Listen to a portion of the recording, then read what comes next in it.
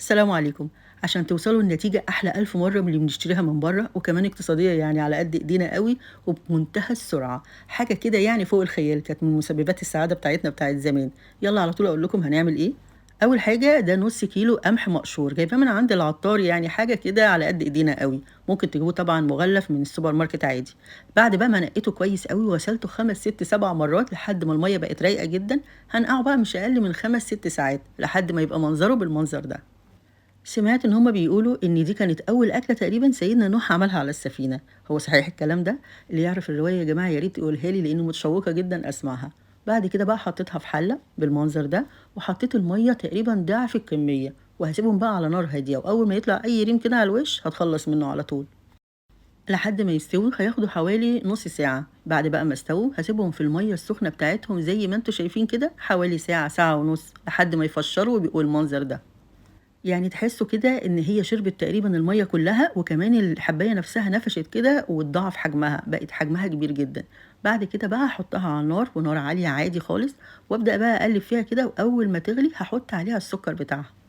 السكر ده تقريبًا بقى حسب الرغبة، يعني أنا حطيت الأول نُص كوباية وقُلت يعني هادّيها غلوتين كده مع السكر عشان الحبّاية نفسها تشرب كده من السكر وتبقى مسكّرة، قبل ما أحط اللبن.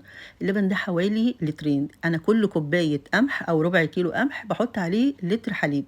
ودُقته بقى قبل ما أكمّل بقية كوباية السُكّر عشان أشوف هاكمّل قد إيه، أنا حطّيت تقريبًا الكوباية كلّها، قلّبته لحد ما السُكّر تقريبًا داب، وبعد كده بقى جِبت نُص كوباية حليب حطّيت عليهم 3 معالق نشا كبار، وقلّبت النشا كويس أوي على البارد يا جماعة علشان لو حطّيته على الحليب وهو سُخن ممكن يعمل تكتُّلات، لحد ما داب خالص وبعدين رُحت ضايفاه، وقلّبت برضه هنا بقى تقليب مستمر علشان ما يكتّلش. بس هنا باقول لكم إن أنا حطّيت ظرف فانيليا، اللي عايز يحُط بقى قرفة، عايز يحُط أي منكهات تانية براحته. وهافضل بقى أقلِّب كده لحد ما أحس إن هو بدأ يبقبق كده ويغلي، يبقى كده خلاص النشا كُل معالمه وطعمه وراح، وهو بدأ كمان يتقل شوية معانا. أنا هنا بقى لا هاحط كريم شانتيه ولا كريمة لباني ولا أي حاجة ولا حتى قشطة، ليه؟ لإن الحليب اللي أنا استخدمته كان حليب بلدي، يعني مليان قشطة ومليان خير. طبعًا استنيت عليه لمّا يهدى شوية يعني حوالي 3، 4 دقايق، بس مش يهدى خالص يعني، وبعدين جِبت بقى أي بولات عندكم، سلطانيات، أي حاجة. هنا باقول لكم إن الطبق ده بتاع الجيران يا جماعة، اوعوا تنسوا نصيب الجيران في الموضوع، يعني دي بالنسبة لي عادة وربنا ما يقطع علينا عادة. المهم بقى زيّنوه بأي حاجة، أنا كان عندي بصراحة زبيب وجوزة الهند، لو كان عندي مكسرات كان ممكن أحط، وبعدين فوّضت كده كام طبق علشان ولادي مش بيحبوا أي حاجة عليه على الوش، فسِبتهم كده يعني لحد ما يبرد شوية، وبعدين بقى هاغطّيهم وأحطهم في التلاجة. أمّا بقى اللي حابب يحط قرفة بدل الفانيليا ممكن يحط على الوش كده رشة خفيفة كمان من القرفة، هتخلّي طعمها وريحتها في حتة تانية خالص. حتى طبق الجيران أهو يا جماعة حطيت زبيب وجوزة الهند، خليكم شاهدين. وهاقول لكم على سر بقى يخلّي في الأكلات بتاعتكم كلّها بركة، وخصوصًا بقى العاشورا والحاجات الموسمية الجميلة دي.